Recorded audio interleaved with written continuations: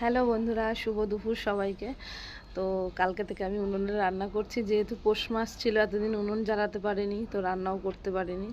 তো তার জন্য এই যে ছোট্ট উনুনে আমি রান্না বান্না করছি। তবে ভাত বসিয়েছি, ভাতটা হলে তারপর তরকারি করব।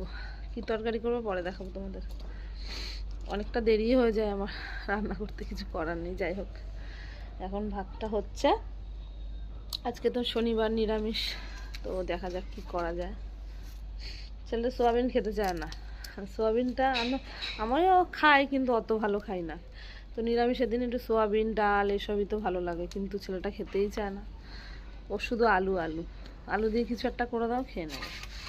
তো যাই হোক, এখন হোক ভাত, তারপরে সব কিছু আবার করবো। তো চলো, আবার পরে দেখা হচ্ছে তোমাদের সাথে।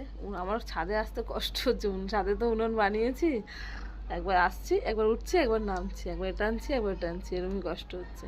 তো যাই হোক, চলো টাটা, আবার পরে দেখা হচ্ছে।